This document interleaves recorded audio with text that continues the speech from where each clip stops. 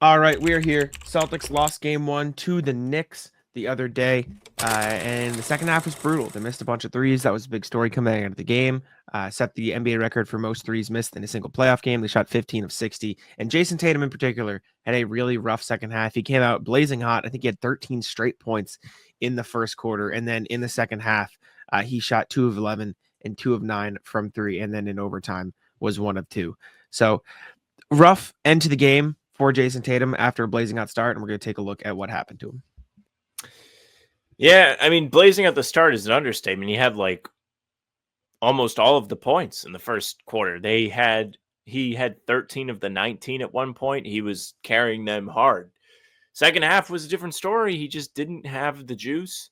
He only scored 10 points after the first quarter, which is just not the kind of production you need from a player of his stature, a player that holds that much weight within your team. Just wasn't good enough. 2 of 11 in the second half is brutal. I will say it didn't keep him off the glass. Like, he still made an effort to try and close those possessions off. 8 defensive rebounds is pretty good, but 8 points is not good enough. And 9 of your 11 shots being from three, probably not the best initiative to take as the initiator. Yeah. We can take a look. Let's just go look at all of Tatum's field goal attempts throughout the game, see what changed as the night went on when he was getting his field goals. I will say, I've looked at some clips from this game. I rewatched the third quarter when they were up by 20 onwards.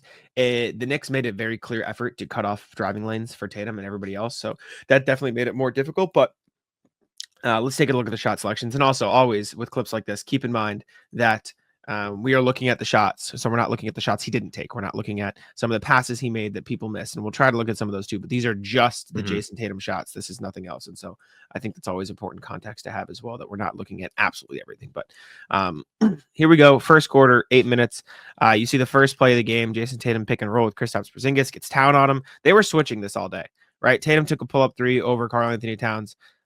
Instead of playing drop defense, which the Knicks did a lot in the regular season, immediately they're already switching. And so this was how they opened the game on defense, was switching everything. Maybe the change in scheme caught him off guard, or he just expected that to be a drop moment where he had the space. I mean, early in the game, it's not the worst shot ever because we've seen him cook them in that regard. Right on cue, he makes the very next one from the same spot. So, like, Yeah, I didn't have a problem with either of those at the time, I don't think. Good transition play from the team. I mean, that was when they were at their best, and it's when they've been at their best in the playoffs, it feels like, when they're able to get out and run on the other team. And they did a good job of it in the first half, right? Like, they were yeah, doing that pretty consistently. exactly. And listen, like, we can sit here and we'll see them shortly. We can sit here and criticize all the pull-up threes he missed at the end of the game. He was making them all game.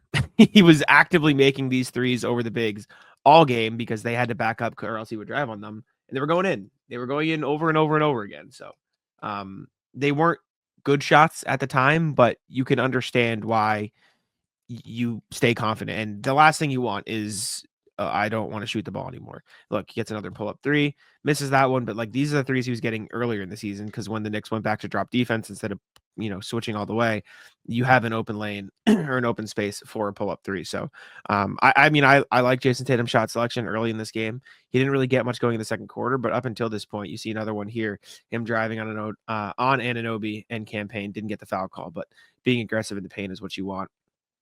Pull up three in a 2-for-1 spot there.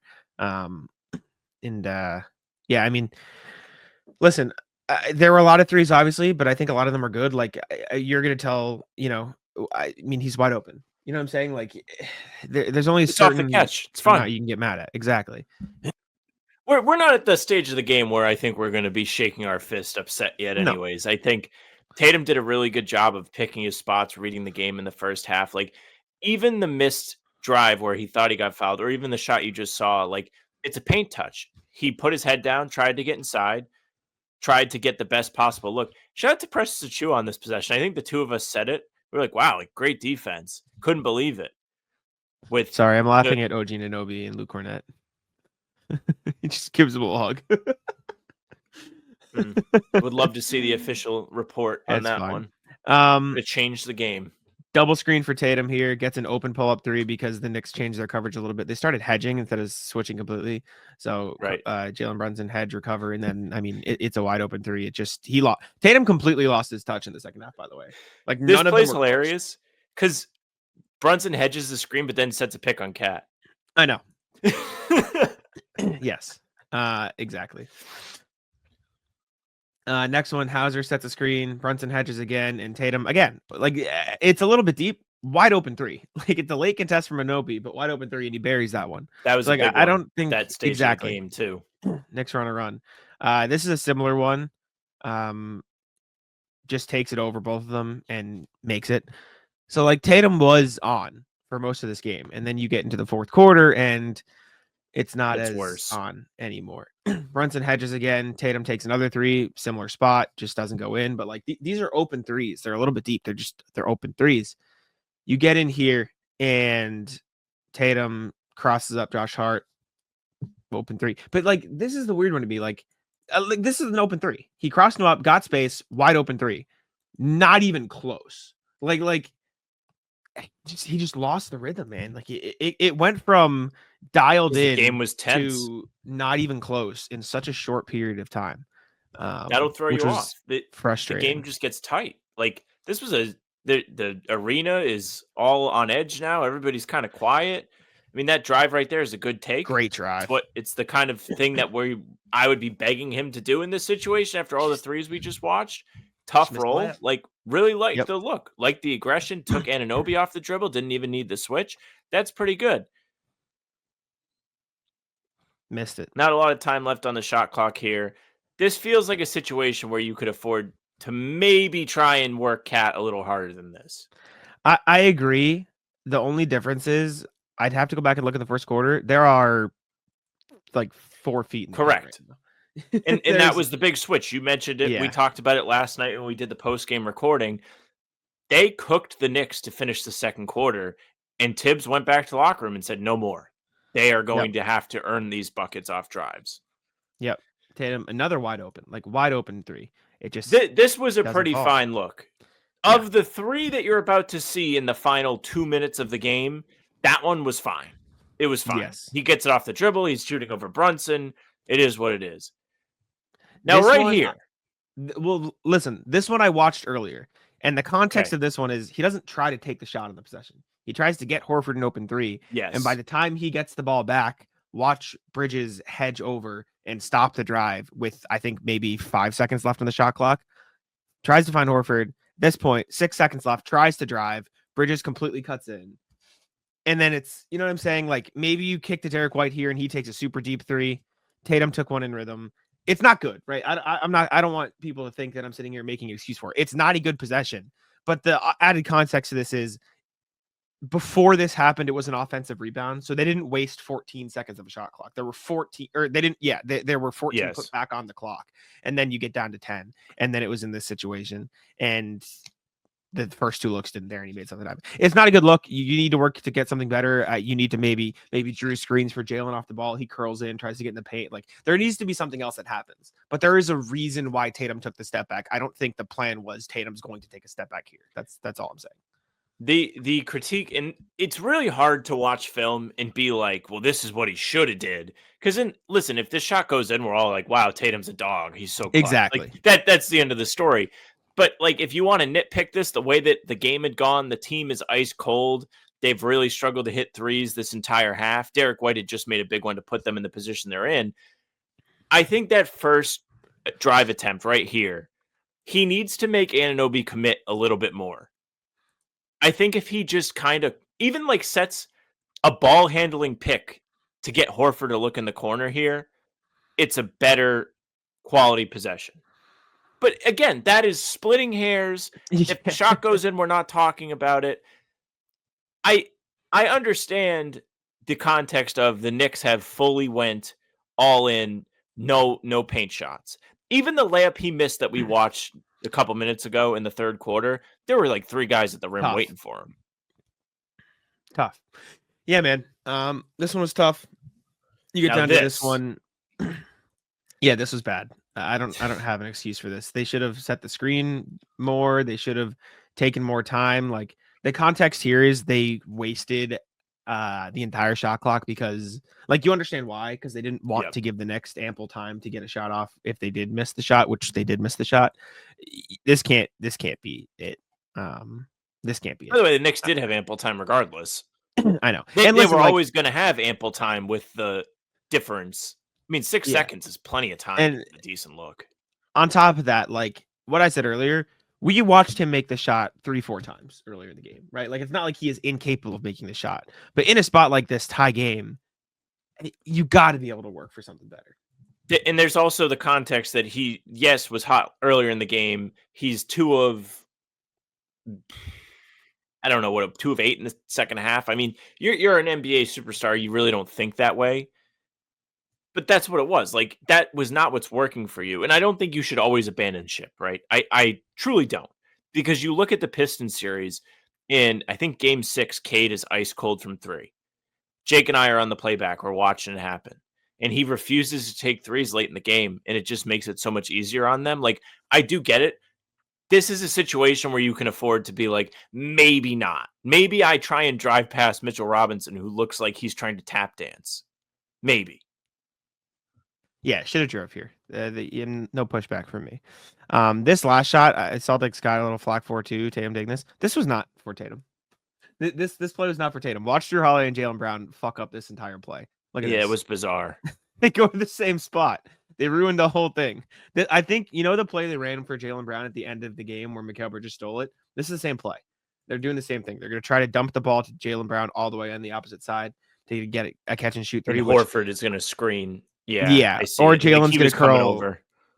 Or Jalen's going to curl all the way around to the hoop and try to do something there. But Is also this? for the people saying throw a shot at the rim, Mitchell Robinson is not leaving the paint. So, Yeah, Mitchell Robinson is not the guy to do it again. No. Is this the Jeff Green play? Is this the Jeff Maybe. Green corner 3 against Well, Miami in 2013? I would say maybe, but Horford doesn't look to set the screen on Bridges to get Jalen to the corner. But maybe that's just I because think that's once the thing has been blown up. Yeah. Still, regardless, they completely mess it up. Drew Holiday and Jaylen Brown mess it up. And so then Derek White is left to give the ball to Jayson Tatum because the worst possible thing is here, you get a 5-second violation and the Knicks get a shot. Like that, that is the unacceptable, cannot happen. Excuse me, issue. But regardless, that's what happened. That's not really on him. This shot no is not going to be critiqued by and us. then overtime, Tatum only took 2 shots. This is a great shot. That's this is fine. a phenomenal shot. Force Wide the open issue. midi. Yep, got a rebound too, and it just didn't work. And then he did a good job here, moving off the ball and getting himself a layup in the paint. Also, stuff we're not going to see, but I know about because I looked late in this game. Tatum actually did a good job of creating for others. He didn't always get the assist or whatever. He got like a bunch of hockey assists. Let me see if I can find them exactly. But he did a pretty good job of setting people up and moving in transition when the Celtics were struggling. Was the Derek 3 created by a Tatum? Yeah. Yes, that's what I thought. This right here. This is Tatum late in the game. And listen, I looked at the defense for a TikTok that came out yesterday as you're listening to this. The Celtics defense was why they lost this game. They should not have been in the position where they were having to play this clutch offense because they were completely lost. Tatum's transition defense was horrendous, and Jaylen Brown's off-ball defense was the worst I've seen in a long time. Like those two in particular. Everyone else, I thought Drew did a great job on defense. I think Al actually stood very well against Brunson. Those two blew the game with their defensive plays. But you see this play here. Jayson Tatum drives as soon as he touches the paint. Look at this nucleus of Knicks players. Jaylen Brown is wide open from 3. Drew Holiday's in the dunker spot and then finds Derek White for the easiest catch and shoot look he'll have in his life. Created all by Jayson Tatum driving to the hoop. And so this is like what you want to see late in the game. And it didn't happen on the final plays. And I think that's probably because on final plays like that, teams are less willing to help over like this. But there is this one. And then on top of this, you had multiple plays like this for Jaylen and Jayson as the Knicks were, pushing back or they pushed in transition and got themselves to the free throw line, which was a positive as well. So listen, man, a lot of room for improvement.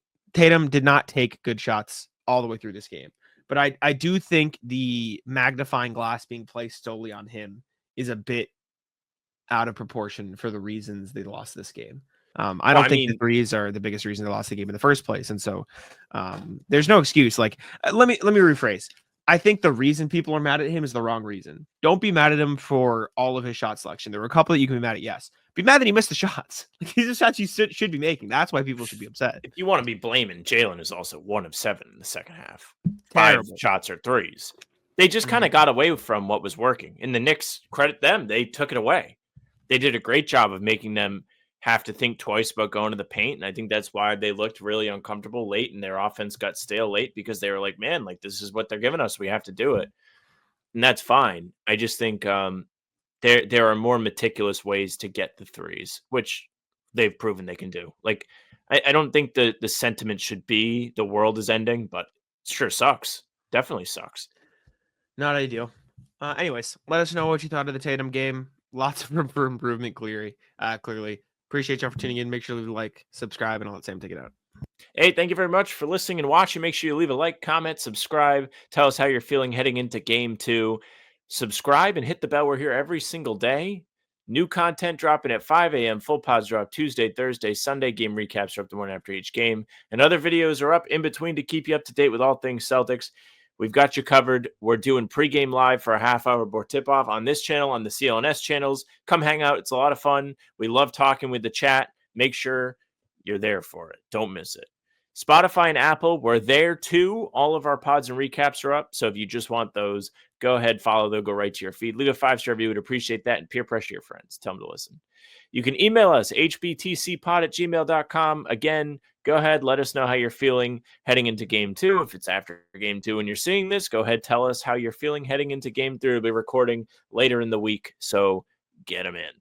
You can find us on socials at How About Them C's for Twitter, Instagram, and TikTok. Facebook's the name of the pod. All streams are there. They're on YouTube. They're on Twitter. Jack's Twitter's at Jack's NBA. Mine's at Sam LaFrance NBA. That's it for us. Bye.